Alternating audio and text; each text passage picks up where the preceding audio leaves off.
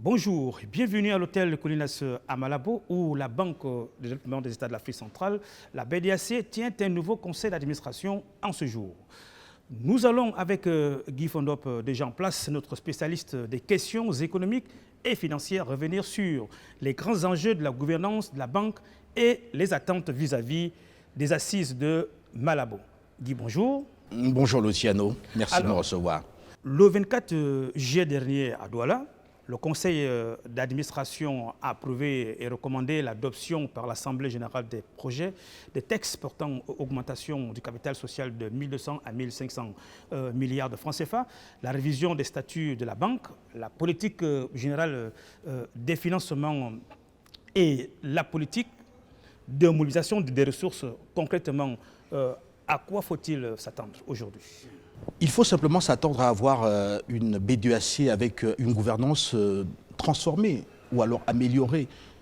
Parce que le président Dieudonné Vumoko, qui est arrivé avec une ambition assez forte, qui est celle de faire noter la BDAC, avait besoin que le conseil d'administration lui donne un certain nombre de quitus, qu'on lui autorise l'implémentation d'un certain nombre de mesures phares en interne pour transformer la gouvernance de la BDAC et faire en sorte que cette banque puisse se mettre au plus haut standards internationaux en matière financière. Et pour cela, il était important donc de venir obtenir le quitus effectivement du conseil d'administration. Je crois que c'est ce qui s'est passé le 24 juillet. Il est allé obtenir effectivement ce quitus-là. Et au sortir de là, maintenant, il est allé vers une agence effectivement internationale, qui est notamment la banque Rothschild & Co. On va en parler tout à l'heure. Cette banque Rothschild & Co. qui doit donc pouvoir se prononcer sur la gouvernance de la banque très bientôt. Un élément essentiel, cette notation, parce qu'elle va permettre que la banque puisse mobiliser des ressources à des taux extrêmement faibles, ce qui va lui permettre de financer des États aussi à des taux qui soient faibles et de financer également les opérateurs économiques à des taux qui soient aussi faibles. Et donc permettre à la Banque de développement des États de l'Afrique centrale de jouer le rôle qui est le sien, qui est attendu, à savoir d'être un véritable financier de l'économie. Donc je pense qu'il était important effectivement que la BDAC puisse se mettre à jour.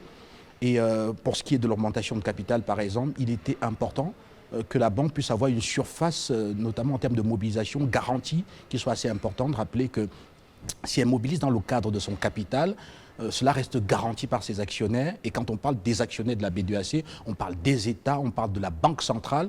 Et donc, on parle d'acteurs suffisamment crédibles pour faire en sorte que la mobilisation de ces ressources soit la plus évidente possible. Pour faire simple, cela voudrait dire, par exemple, que la BDAC peut, dans son élan de mobilisation des ressources, aller atteindre les 1500 milliards de francs CFA, que cela ne poserait pas un problème de garantie, que les partenaires n'auraient pas peur, tout en sachant qu'il s'agit ni plus ni moins de la mobilisation d'une somme qui représente son capital. Et donc, à partir de là, ça reste très, très peu risqué. Je pense, pour me résumer, Luciano, on peut dire simplement que le président, qu'aujourd'hui, la BDAC a les outils qu'il faut pour transformer et doper sa gouvernance et donc porter la Banque centrale à des niveaux encore plus importants en matière de gouvernance qui pourraient se couronner justement par cette notation internationale. En ce qui concerne le passage du capital, tout à l'heure, vous l'avez dit, de 1200 à 1500 milliards de francs CFA, peut-on s'attendre à ce que la totalité de cette somme soit rapidement mobilisée? Si oui, à quelle échéance, par exemple? Déjà, il faut noter une chose que je viens de préciser, c'est-à-dire qu'il n'est pas le plus important n'est pas de mobiliser rapidement les 1500 milliards de francs CFA, même s'il est évident que, de par l'ambition que nourrit le plan Azobé, cela est tout à fait possible, notamment à travers l'admission de nouveaux partenaires, de nouveaux actionnaires qui pourraient intégrer le capital et aussi même l'augmentation des parts de certains actionnaires qui sont présents, c'est tout à fait possible. Mais ce n'est pas le plus important. Le plus important ici, c'est que la banque puisse avoir la surface garantie qu'il faut pour lui permettre de porter son ambition. Et comme on vient de le voir, voilà, le fait que cela soit autorisé, effectivement, permet par exemple à la banque très prochainement de lancer un emprunt obligataire de 300 milliards de francs CFA qui a été également autorisé qui a été validé par le conseil d'administration. Et donc, ça lui permet ici d'être capable de convaincre facilement en disant « je mobilise 300 milliards de francs CFA, je demande 300 milliards de francs CFA aux investisseurs de la sous-région, mais rassurez-vous, cela est garanti parce que de toutes les façons, mon capital vient d'être porté à 1500 milliards de francs CFA, dont il n'est pas possible que je ne sois pas solvable. Il n'est pas possible que je ne puisse pas payer les intérêts sur ces 300 milliards et également les rembourser à échéance parce que de toutes les façons, mon capital est suffisamment large pour me permettre de contenir voilà, une telle projection. Donc je pense qu'il faudrait ici voir effectivement que le fait de porter ce capital à 1500 milliards de francs CFA est d'abord avant tout une garantie. Et deuxièmement, la B2AC, dans sa dynamique actuelle, peut effectivement mobiliser ces 1500 milliards de francs CFA, si elle le souhaite, parce qu'effectivement, elle peut admettre de nouveaux actionnaires. Elle peut également s'endetter auprès d'un certain nombre d'institutions internationales, de par la crédibilité qui est la sienne aujourd'hui et qui va être encore davantage dopée à travers cette notation en cours qui se précise. Alors, la BDAC a annoncé avoir retenu la banque Rothschild & Co pour sa première notation financière qui devrait lui permettre de renforcer sa crédibilité auprès des partenaires et investisseurs internationaux, faciliter la mobilisation des ressources et le financement en zone CEMAC. Alors, pensez-vous que toutes les conditions soient réunies pour qu'une telle opération soit diligentée dans des détails suffisamment raisonnables? Et puis, à quelle échéance faut-il attendre cette notation? Oui, je pense, Luciano, que la notation va forcément intervenir dans les prochaines années, parce que c'est un processus qui est assez long, mais tout dépendra aussi du niveau de transformation en interne, des exigences qui vont être posées par Rothschild & Co. On sait que la B2AC s'est d'abord préparée en commençant à revoir elle-même un certain nombre de dispositifs en interne, en termes de gouvernance, mais on sait aussi que Rothschild aura des exigences. Alors tout dépendra de la capacité de la B2AC à pouvoir implémenter les exigences de Rothschild.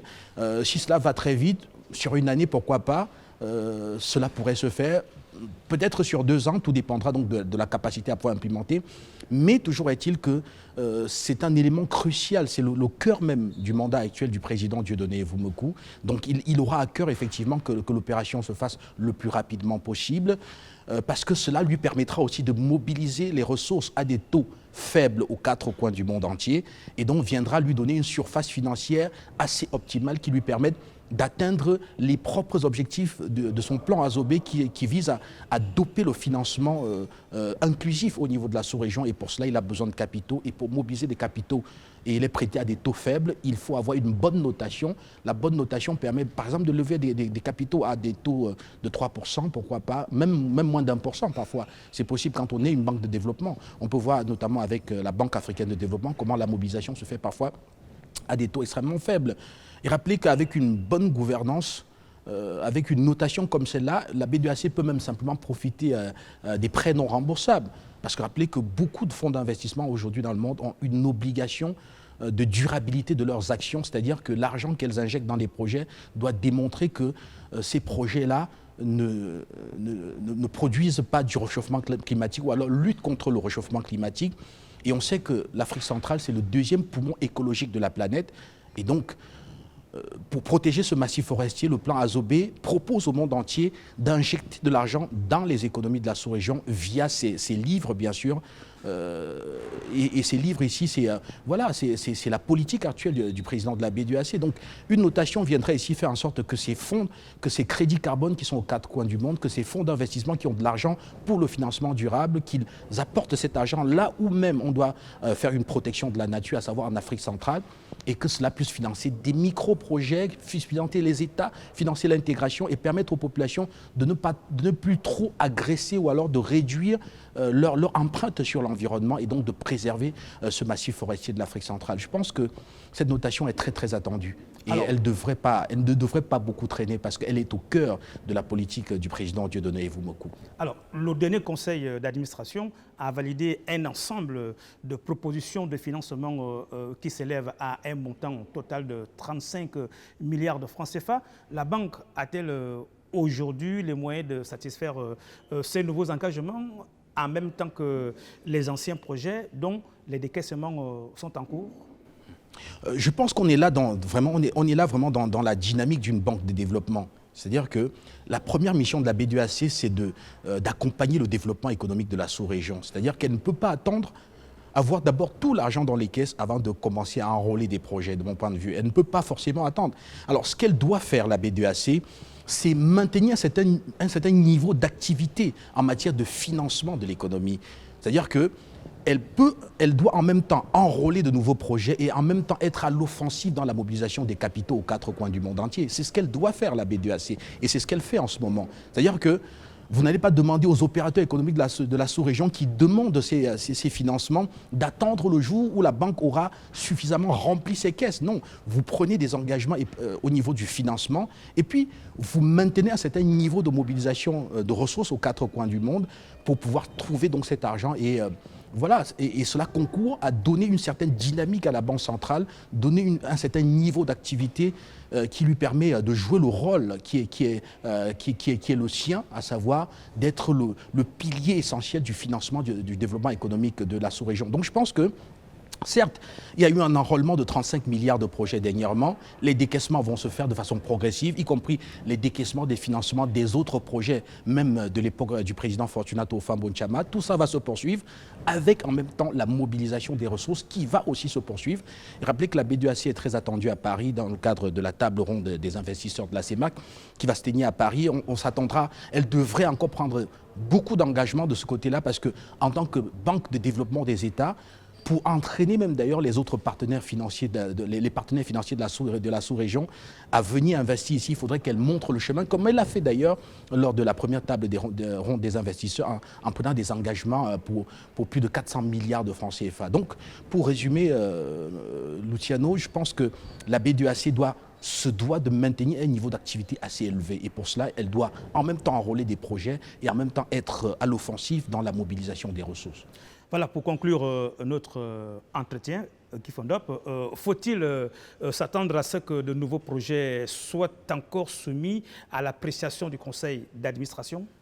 Oui, effectivement, inéluctablement. C'est-à-dire que sinon la BDAC serait un peu en train de ralentir dans la dynamique ou alors dans le rôle qui est le sien.